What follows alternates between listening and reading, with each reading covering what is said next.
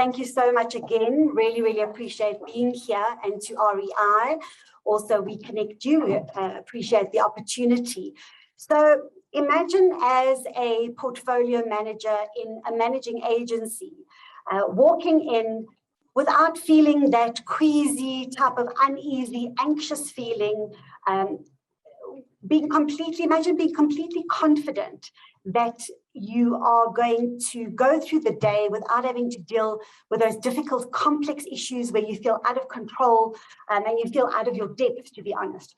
Well, you'll say, pull the other leg, does that actually exist? Will those problems just dissolve, or will they disappear into the ether? At the end of the day, we've got to deal and cope with challenges and problems as they hit us. And one has to walk through the proverbial fire to be able to be in a position to utilize the tools that you have to face these challenges. And Priya said earlier on, wow, it's so difficult. We've got clients who are becoming more aggressive, difficult, demanding, and absolutely, at the end of the day, that's what we find too, Priya. And I'm a seasoned attorney. I've been in this game for 23 years, and there's still people who I find intimidating. So I can only imagine what it's like for managing agents. So we talk about pressure points today. In the human body, we have pressure points, and in Chinese and Ayurvedic medicine, these pressure points, when they're manipulated, you feel a bit of pain, but ultimately you find some relief. I've been asked today to talk about the top 3 legal pressure points that property managers are facing in our industry. I could speak about so many more than 3, but if we get started, we can. And I've spoken to all our managing agents and BBM attorneys. We have 5 offices across all the provinces, and ultimately chatting to all the managing agents over the last 2 weeks. They're common threads, and certainly I'm looking forward to sharing with you what these pressure points are. So sit back, relax, and let me massage the pain out and hopefully just relieve you a little bit of these pressure points. So the first thing, a new broom sweeps clean, and Zelinda, my colleague, alluded to this earlier, but I'd like to just unpack it for you a little bit. So this is where your new trustees are replacing the old guard, and isn't that just a bit of a nightmare? Because sometimes you get new trustees who are all, fresh and can be a bit aggressive because they haven't liked the way that the old trustees are dealing with things. They've been dying to get rid of you as the managing agent. They come on board, and you as managing agents find yourselves in quite a precarious position. And before we discuss or go into what you can do and what tools you can use to assist yourselves in this position, I just want to do a little refresher on the appointment and termination of managing agents. So we go to the Sectional Title Schemes Management Act, and we look at Management Rule 28.5 of the Sectional Title Schemes Management Act, and it's the appointment of managing agents. Appointing a managing agent is not difficult. Your trustees can appoint a managing agent, and that's by way of ordinary resolution of the trustees, and each trustee has 1 vote. That's just, by the way, that's a question I'm being asked a lot lately. Can trustees vote by PQ? No. Trustees vote by little show of hands of how many trustees there are. Your chairperson obviously has a casting vote, but trustees can so easily vote for managing agent. 51% of owners, if they decide by ordinary resolution, can also vote for a managing agent. And there you need to look at and say 51% by way of value. So that's by PQs, no longer 1 hand, 1 vote. So this is just a bit of a refresher course. Also by a bondholder of at least 25% in number of primary sections. If you guys can get a bondholder to show any interest in sectional title or bodies corporates, really, I'd love to find them. Okay, Management Rule 28.6. Now we're talking about the agreement or that contract between the body corporate and the managing agent. So an agreement between the body corporate and a managing agent has to obviously comply with all the regulations in the Sectional Title Schemes Management Act. And I mean, that goes without saying. Your contract must be in place for a maximum of 3 years, and it doesn't have to be in writing anymore. That's something I would definitely change if I were redrafting any laws here, because it's so much easier when you have something in writing. You can see it, it's right there, and you can see the terms and conditions. Right, now we go to the cancellation of the agreement, and this must be a question that pops up on my desk at least twice or 3 times a day when people are phoning to say, how can we get rid of our managing agent? And I understand that that's in most circumstances very unfair, but it is a reality. And I think I would say to people who are trying to cancel a contract of a managing agent, the first prize way of cancellation is obtaining a 75% special resolution of the body corporate, which gives the managing agent 2 months notice thereafter. And that 75% special resolution is in number and in value. So that's important to know, and that's the best, that's the safest way. You're not going to be faced with penalties, you're not going to be faced with damages claims if you do that the right way. The riskier way of cancelling, obviously, is where owners or trustees, owners or trustees, by 51% ordinary resolution, just cancel that management agreement in accordance with its terms. So that would mean that if there's been a breach of contract, and a breach of contract is often very, very difficult to prove. So, you know, you could face the music if a managing agent doesn't like that. Trustees once said, the secret of change is to focus all your energy, not on fighting the old, but on building the new. Well, when you get your newly appointed set of trustees coming in, they often have historical gripes, as Linda said, with ex-trustees. They believe the managing agent was complicit in making decisions, you know, and they want to effect changes as soon as possible. So it really is a case of a new broom sweeps clean. But the pressure pain point when new trustees are the bad bunch. It's all very well, and sometimes it's a great thing when new trustees come in, and managing agents, you know, you clap really, really hard when new guys come in. But when the new trustees are the bad bunch, that becomes an issue. They want to cut costs by taking shortcuts. They want to enter litigation against ex-trustees, and that becomes really, really problematic. They obtain quotes by unethical means. We've got a really large complex here on the East Rand, where the estate manager's contract has just been, you know, terminated without any thought of the consequences going forward. We've had different contractors being appointed unethically, like the owner's ex-brother-in-law, kind of where your hats are different that you're wearing, and that's unethical.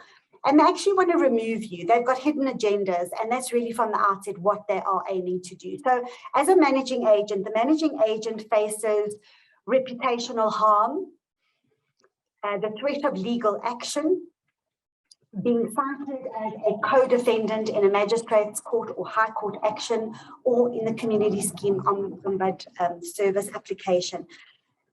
You are going to get dragged kicking to litigation, sometimes whether you like it or not. And my advice to everybody who's listening would be, have a strategy, have a plan. You know, Zelinda and Dani mentioned, Zelinda talked about a jack of all trades where portfolio managers have got to do everything. Dani actually set out a really impressive breakdown of what portfolio managers have to be doing all day. You've got to have somebody who's a little bit different in your company, who takes on the legal stuff, because it's a distraction, it's a disruption, and it creates a huge amount of stress for your portfolio managers. So just think about setting up a strategy to deal with these things. It's also a cost point of view. So I've got some advice for you on your pressure relief here. Firstly, ensure that you have insurance in place to cover the prospect of litigation. And that's top of mind for me. Set boundaries at the beginning of this new relationship. So as soon as a set of new trustees come in, have a meeting, a face-to-face meeting where you discuss things that have maybe gone, you know, what they think wrong in the past. Set the boundaries that you're not going to kind of tolerate going forward on a bad footing, and that you do have a reputation to protect. Communicate your reasons for utilizing the different contractors that you're utilizing. Maybe they don't know what your rationale is. Maybe they've just heard gossip in the complex around how you've operated. We know that building trust is tough. You've got to walk this sort of objective tightrope, and it's truly a delicate dance.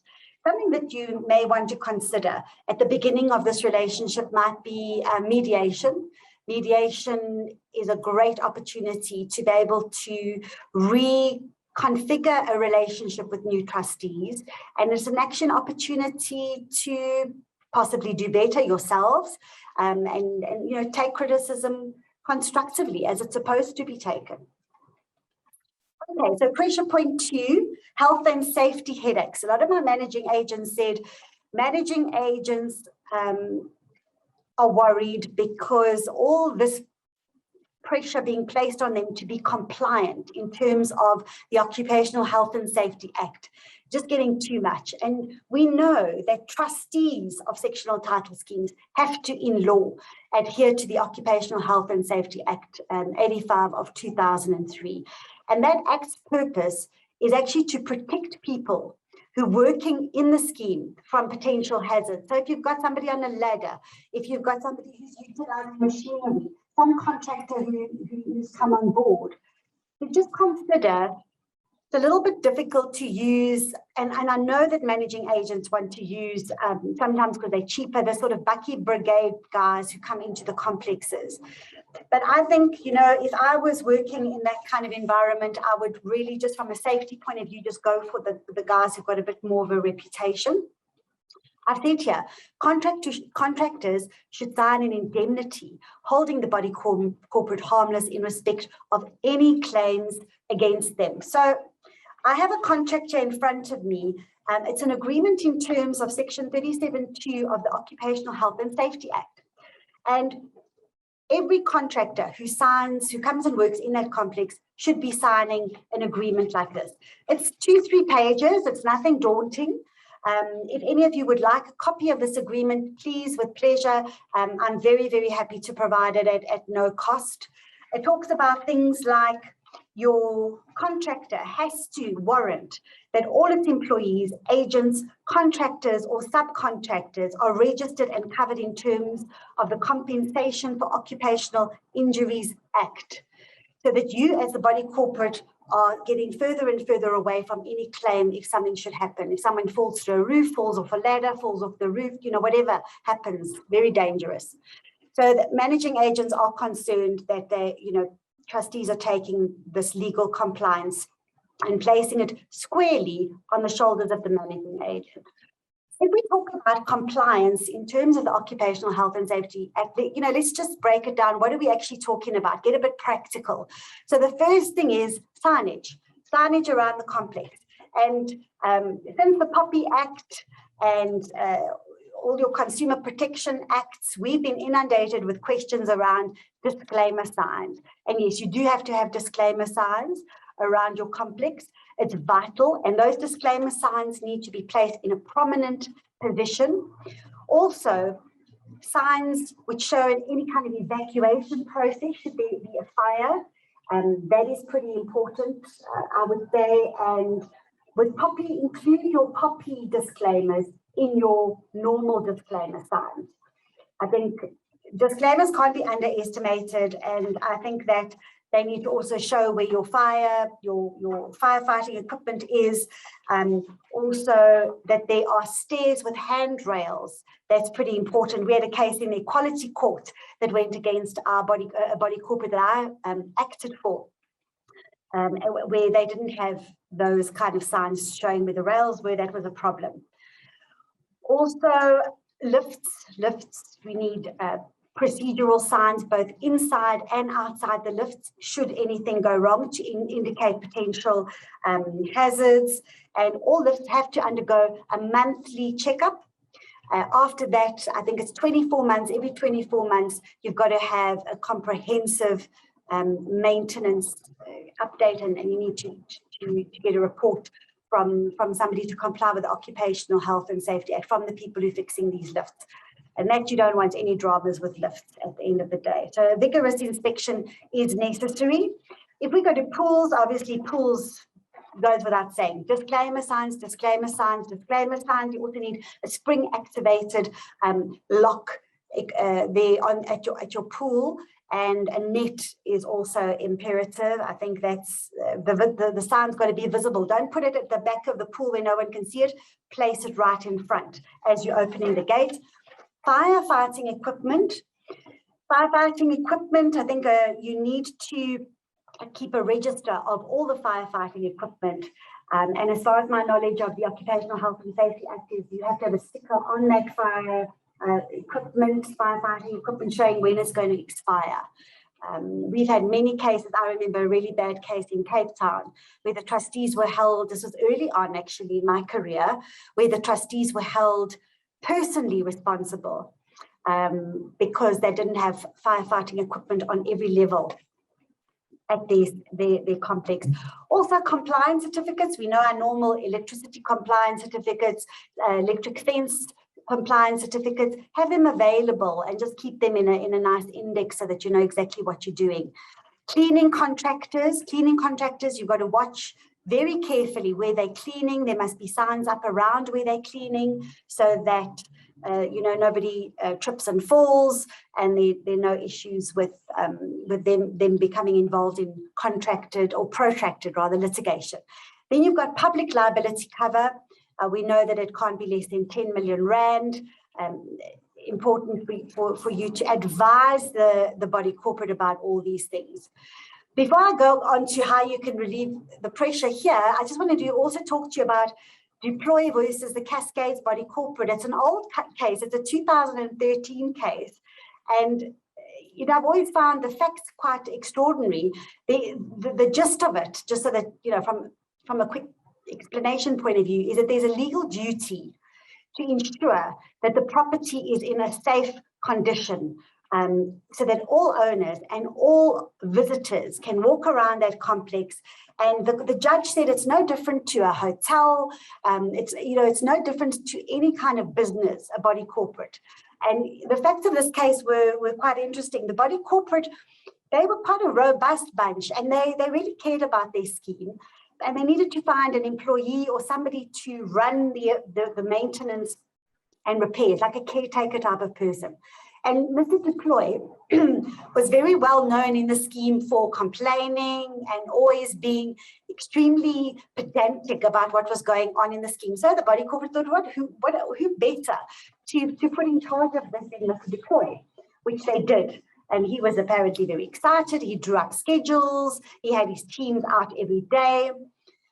Unfortunately, Mr. Deploy slipped and fell on some, they call it slime moss in the scheme next to the washing lines. And he hurt himself pretty badly. So he decided to take the Cascades Body Corporate as well as the managing agent as a second defendant. Again, managing agent dragged to court all the time as a second defendant to court. So what happened here was that the judge found for the body corporate and dismissed Deploy's claims. They did say, and this is what the gist of it is important because it did come out that there is a legal duty on the body corporate. But in this case, the body corporate was successful in proving that they actually had not been negligent, and that Deploy should have known the lay of the land, specifically since he was in charge of most of it, and he didn't get the monies that he thought he might be getting. Also, they found the managing agent to be really, the judge used the words diligent and conscientious in her duties, and he wasn't in any way liable either. So your pressure relief now in terms of this maintenance story, managing agents must assist in setting up these compliance procedures, but they are not liable in law, actually, at the end of the day. You need to ensure that both your contract and your correspondence to the body corporate reflects the correct position. So again, don't be scared. If you're seeing that there are problems, maintenance issues, that people could be slipping, falling, that the disclaimer signs are not good, and the body corporate refuses to engage with you, or the body corporate says, look, no, we're not interested, we've got other fish to fry, put it in a letter. You have to tell them all the time what you're doing. We don't agree with you. You are making yourself vulnerable. You are opening up yourself to various claims going forward, and keep that in a file. Important, create a paper trail setting out your concerns. I think that's what we can glean out of that. Moving right along, we're talking about the Property Practitioners Act. Do you know what's potting? Well, I think a lot of lawyers don't actually know what's potting on the Property Practitioners Act. It's been a long time coming. It's really shaken up the industry, and it was signed into law during September 2019 and became effective on the 1st of February 2022. And I think the primary purpose is obviously to address transformation in the property sector, to integrate and obviously consolidate all role players and to address the inefficiencies of all the previous systems. From the point of view of portfolio managers, every portfolio manager now within the managing agency has to have a fidelity fund certificate. So that's a PPSFC, Property Practitioners Fidelity Fund Certificate. I'm not going to go into the Act in great detail. I'm just going to take out what I thought was interesting for the purposes. FFC, the Fidelity Fund Certificate cannot be given to non-South African citizens, anyone with a criminal or civil conviction involving fraud or dishonesty, an unrehabilitated insolvent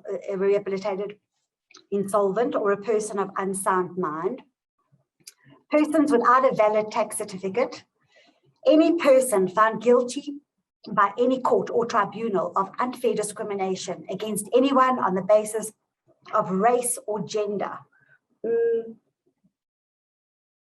I found that one really interesting because that's never been done before. Yeah, I think it's great. It's important. Persons who are not in possession of a valid BEE certificate cannot have a fidelity fund certificate. And that's what we're going to unpack now. Excuse me. So the Property Practitioners Regulatory Authority, the PPRA, which is the old Estate Agency Affairs Board, will issue fidelity fund certificates in the future. And what I'd like to just drill down into is this broad-based Black economic empowerment situation, because one of the major components of this Property Practitioners Act is transformation. And again, I think it should be highly valued, and I think it's the only way to be going. I'm also really, really worried about the fact that our industry, that the sectional title industry, has not moved along from a transformation point of view at all yet, in my view. And I think we really, really need to all, there's a responsibility on all of us to press that. All right, so how do you determine compliance with BEE in our industry? Well, we've got to go backwards a little bit. We've got to look at the amended Property Sectors Code, which has identified 3 property sectors: residential, commercial, and other sectors. If we then go and take other sectors, it's property development, property ownership, and property services. Sectional title, community schemes, it's obviously property services. So if we look at property services, it talks to property management, estate agents, brokers, and facilities management. And all business in all sectors are classified by turnover, by size. And that's how we determine where we are or which level we're on. I just want you to alert you to a little bit of an issue that we've got here at the moment, and it's prompted me to ask for outside advice. Are managing agents property managers? Some of them are property managers and facilities managers, but they're also estate agents, because managing agents are defined as estate agents in terms of the old Estate Agency Affairs Board Act. So it brings me to our next point. How do you determine what level you're on? Well, sometimes as a managing agent, you're completely exempted. So you're an exempted micro enterprise. Right, let's distinguish now between estate agents and property managers. Estate agents and brokers and valuers, if your turnover is below 2.5 million per annum, then you simply need an affidavit citing turnover. You will automatically qualify for a level 4 certification as an estate agent. But if you're a property manager or a facilities manager, if your turnover is below 10 million rand, then you would need that affidavit. And again, you qualify for level 4 certification. So I wasn't sure about this. Now, are you an estate agent or you're a property manager? So I wrote to one of the big BBE compliance companies, one of the largest in the country, and an advocate by the name of Lene Boshoff came back to me and said that she would say that managing agents are would fall under property managers. So that's still subject to a little bit of debate, but I'm sure we'll gain clarity as we move forward, because like all these acts, the dust needs to settle. People need to come into the whole operational side of this act, and which we'll only see at probably the end of the year.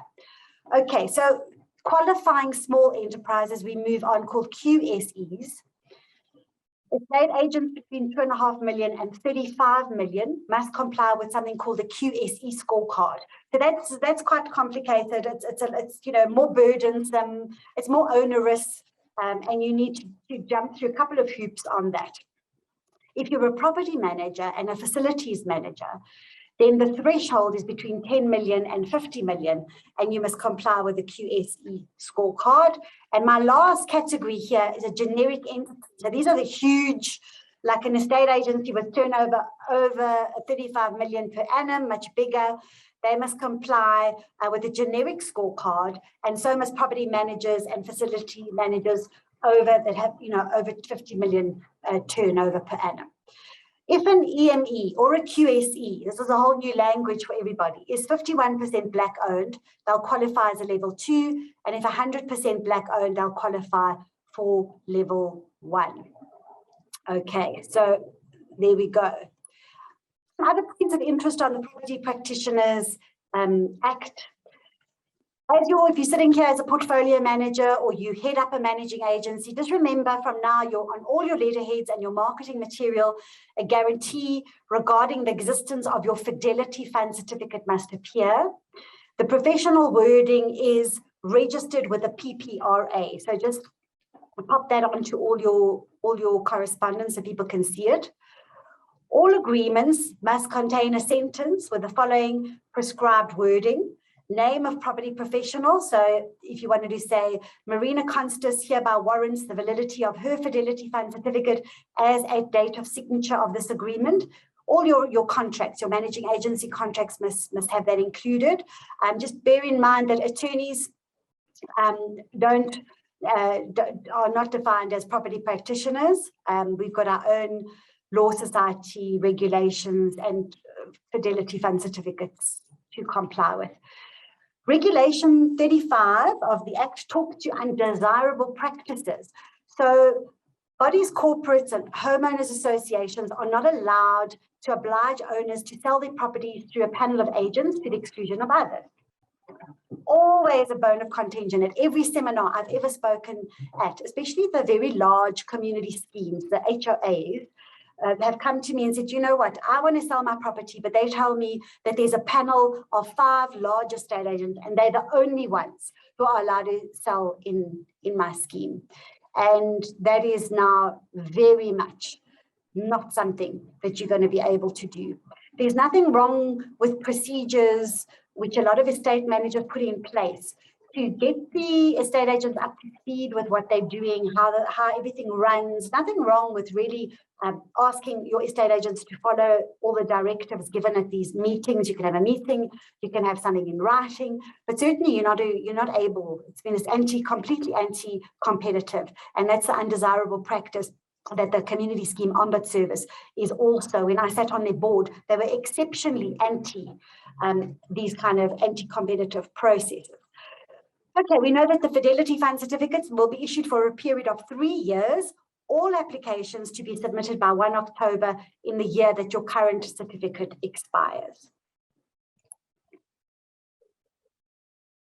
Unfortunately, you're not entitled to any payment if you don't have a Fidelity Fund certificate at the time of performing your different services.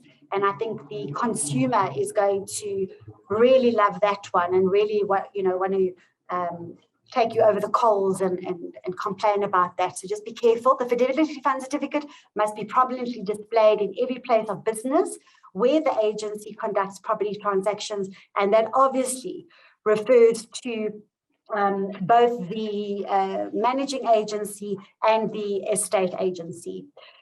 There's also something important here, and there's a new limitation on relationships with other service providers.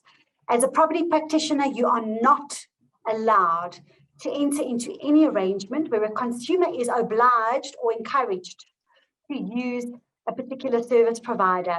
So in chatting to my managing agent clients, they're very concerned about this limitation. And again, it's going to take quite a long time to unpack what this means. One of my managing agents says, well, you know, trustees don't have a clue who to use under certain circumstances. So we've got a list that we give them. There's a list we give them, and we, you know, we'll say, this guy's good. We've worked with him in the past. Don't use this guy, whatever it is. So, Marina, Neil here, yeah. 2 minutes to go. Can you wrap up? We are you. running a little bit over time. Thanks. That's fine. Just exercise a little bit of caution. For me, I think that arrangement might be a financial arrangement, and that's really what we are trying to avoid. So hopefully I've relieved your stress and your pressure points a little bit.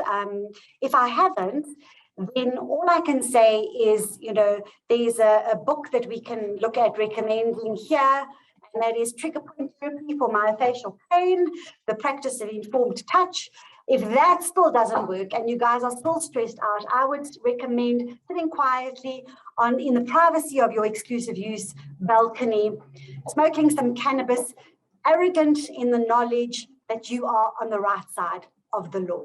Thank you so much. Thank you, Neil, again, and thank you, REI, for hosting this one.